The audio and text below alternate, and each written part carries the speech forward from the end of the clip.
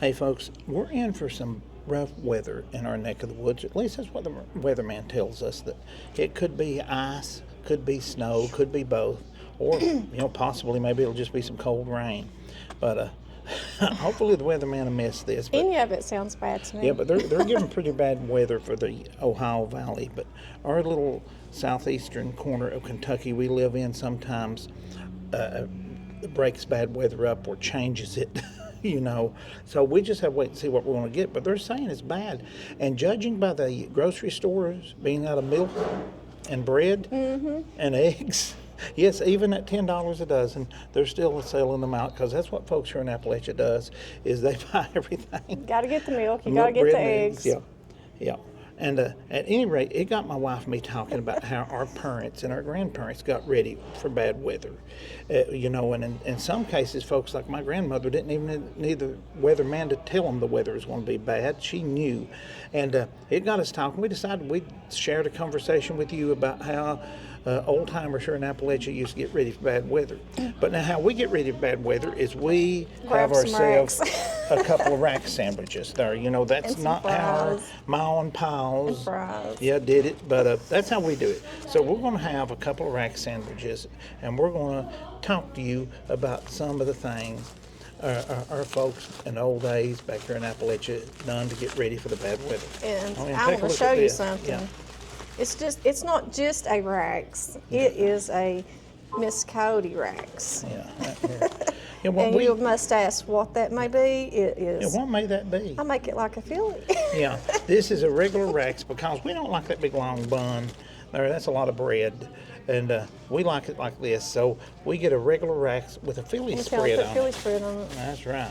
I love it. And it's delicious. And of course, the original Philly, the big long one, is good too. It's just that Oh, yeah, and the regular racks, I get them all yeah. the time. It's and, just that we try to cut back on eating a lot of bread. I mean, I don't get it made like this every time, but Yeah, when I'm in the yeah. mood for Philly, Well, I'll just grab the bad it. weather's coming. We got to feed up. I gotta get Philly up. Like grizzly bears. We got to feed up, man, and hibernate through the ice and snowstorm. Did you hear me? Yep. I said I gotta get Phillied up. Yeah, Phillied up. There you go. With the Well, Philly up. anyway, we're going to eat a little bit, and we're going to talk to you guys as we eat. But we got to get a bite of this first, don't we? Oh, yes.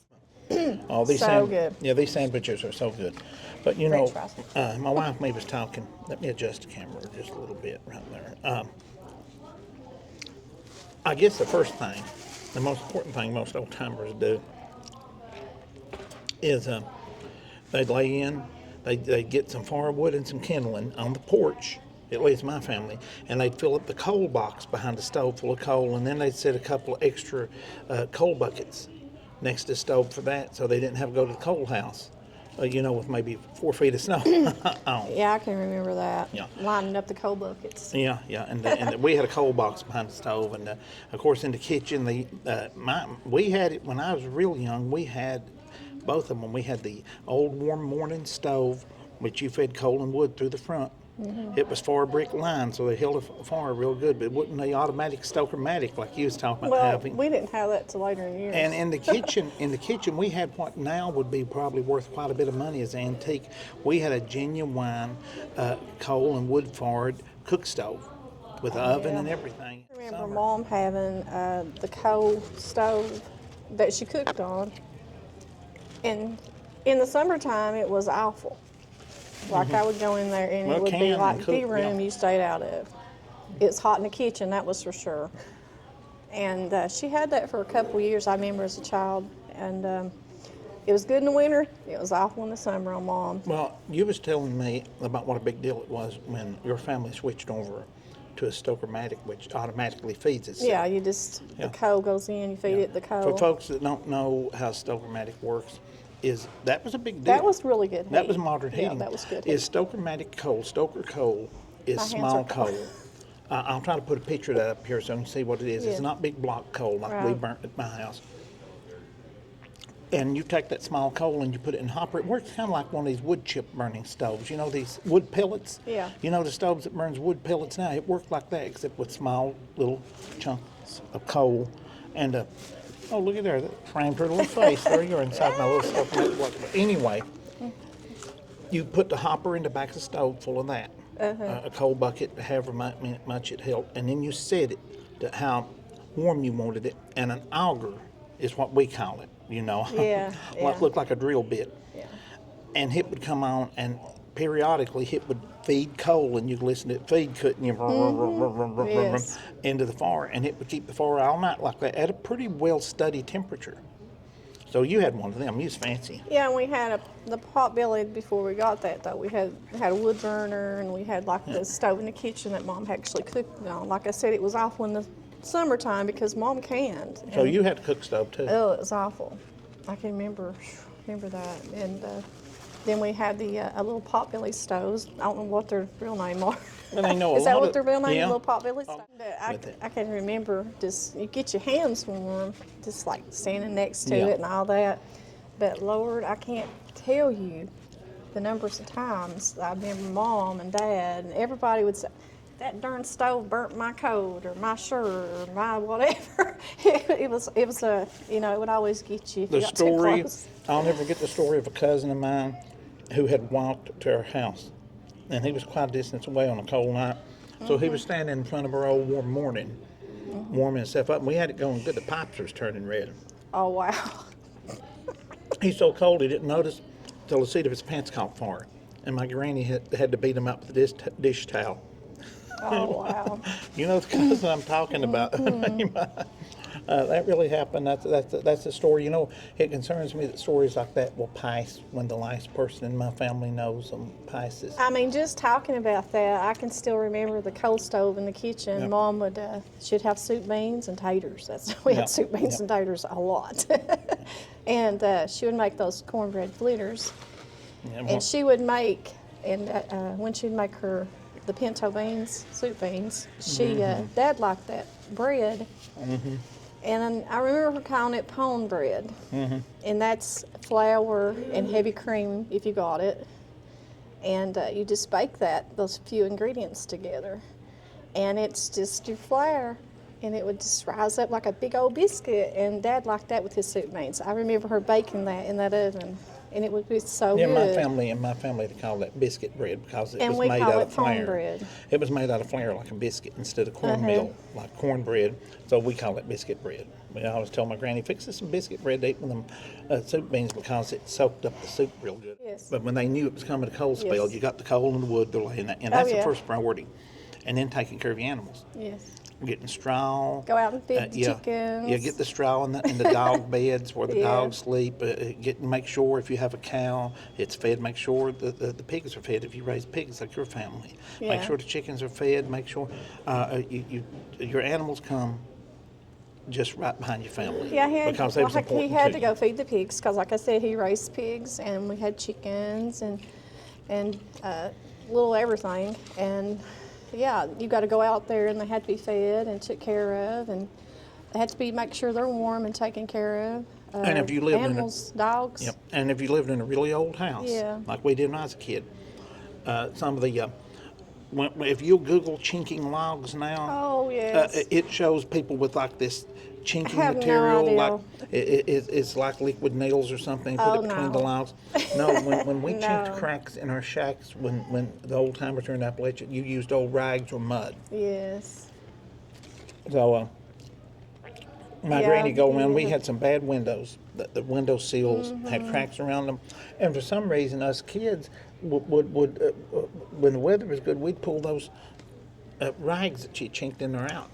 And I don't know why, but she'd go around if there was a cold spell coming, and she'd chink them Oh back. yeah, I she'd can chink remember. rags back in those cracks I to can keep the remember window. the little lady that lived next to us, and I asked her one day. I said, "What you doing?" And she said, "I'm getting house wintered." And she would take the bottom of her house, and she would, like you said, chinking it. Is that what you call it? Yeah, The yeah, cracks up, yeah. and she would take rags, and Yeah. she'd rip those rags, and she would chink up she would just any little crack or holes A or lot of anything in the time- bottom of the house underneath. yeah. She made Yeah. sure that there was nothing coming in, and she would wrap up anything. And that's another thing. Yeah. We only had single pane windows. It was definitely not thermal pane. So either if you had a set of heavy curtains, you put those up, especially if cold spell coming, and you dared the kids to look out that window because they's looking for snow. They want to play. Oh, yeah. Get that curtain closed. You're letting the heat out. Or if you didn't have heavy, they take blankets and hang them over the inside of the Yeah. window, over top of the curtains, to Yeah. keep that out. And Well, it was not uncommon for old timers to divide their house with blankets in the doorway when the weather got cold to hold the heat in. You're making me freeze just to talk about well, a that. lot of time the family would move their beds or at least mattresses or something to sleep on into the living room, and they put blankets on the window, put blankets on the doorways to keep air out, and the whole family would sleep in that living room because you just couldn't keep a fire hot enough Right. without burning the house down to Well, heat the whole house. I just think winters is just so hard on people, especially poor people, because they got to survive keep them warm, and Lord forbid Well, the back ones then that it don't was. have a place to get out of the weather. Well, I want to tell you something. It is what folks has now, even poor folks. When I was a kid, we would have, my goodness, heaters and stuff. We'd have considered that rich. Oh yeah. You know, they wasn't what you consider now. Yeah. All the things that they are to heat with, and they wasn't nothing like Well, that. no then. assistance either. Or, my family never No asked for it. assistance. So, You had to get warm. my family never asked for it or looked for it, so maybe there was, and we just didn't get it. We kind of just figured you'd take care of yourself. I don't know. It just it's just rough. And but I hope that everybody that's watching leaves their water dripping and water. don't get some water busties and freezes. So If you had water keep in that your water house, dripping. Open your pardon? cabinets up. I know that I used to when I lived in a mobile home. I would Pardon the open up sounds. the cabinets under there, and I would open all of them up so that heat would get under there, Yeah. as well as just letting it drip. I got to apologize to folks for if they hear me eating it. It's good He's food. eating But French at any fries. rate, wrapping your pipes. If you was lucky enough to have water in your house, which everybody wouldn't, we had the house I first lived in when I was really young had cold water in the house, and that was it. And we thought we was rich, because my family had come from such a background that was well water outside. You wrap your pipes up. And that would be, when in old wore out pants and stuff, it'd be in rags.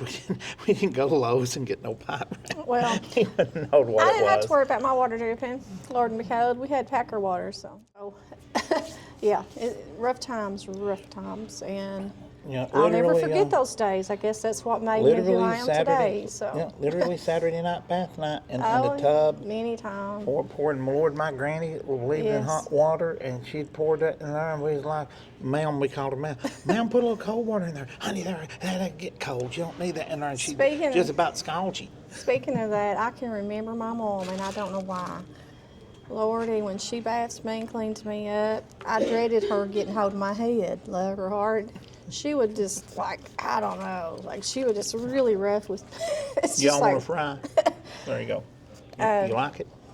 But she would get my ears when she was washing my ears. Oh Yeah. my God, she would just get that rag in there, and I was like, oh gosh, you're killing me. So I dreaded mom bathing. I remember Well, her, they but didn't she want their was. kids to be what they call she- rusty, and man, they would. Oh Lord, they'd I scrub rem- you. They'd scrub you. Yeah. Might as well use number 3 sandpaper. She was rough to wash my face, and she get my ears. Oh my goodness, you're killing me, mom.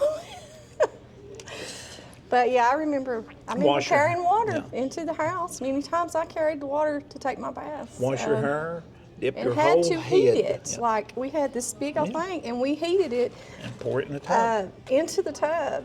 And then I have a bucket if it was too hot, and kind of just mix it to get it perfect, many times. And hard times, really hard times.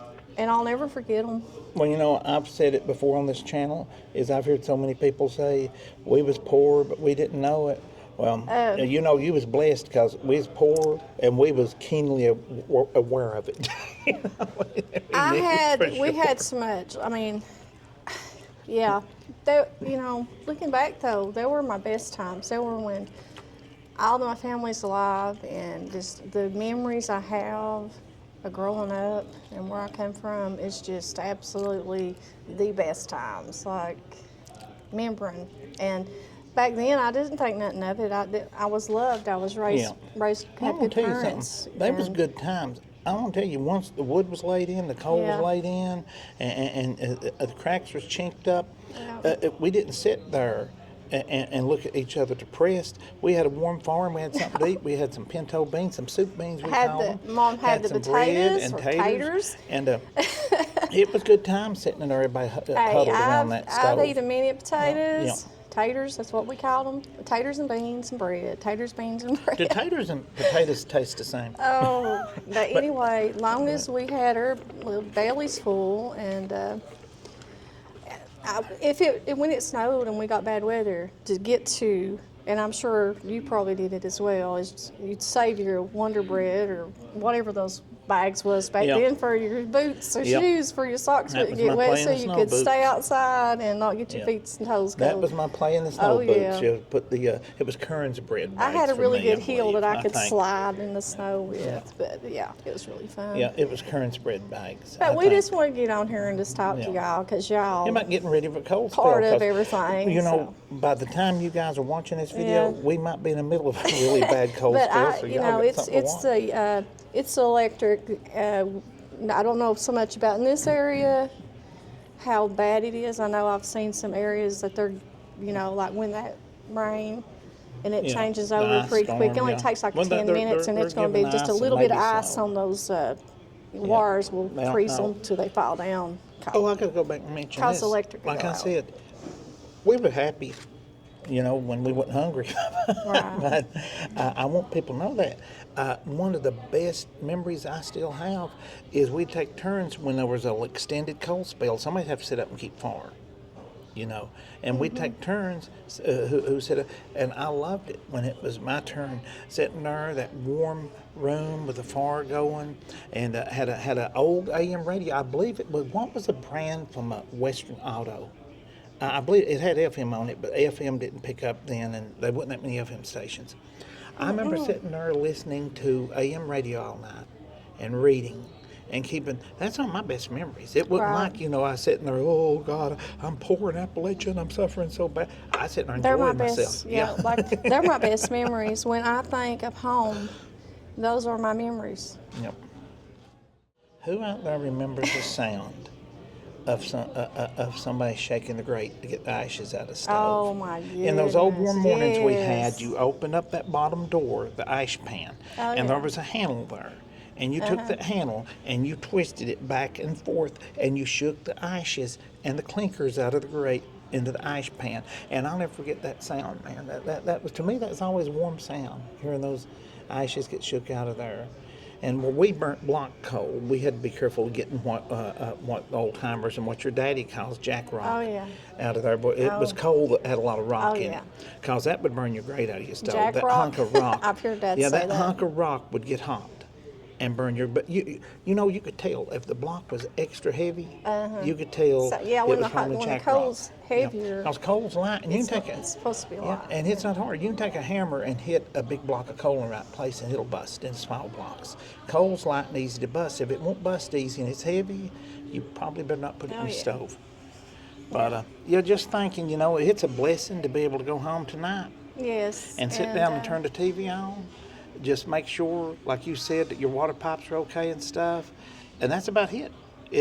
People don't know how blessed they are these days. And that reminded me of a friend that works local here that I've become real good friends with. It just reminded me of something that she said.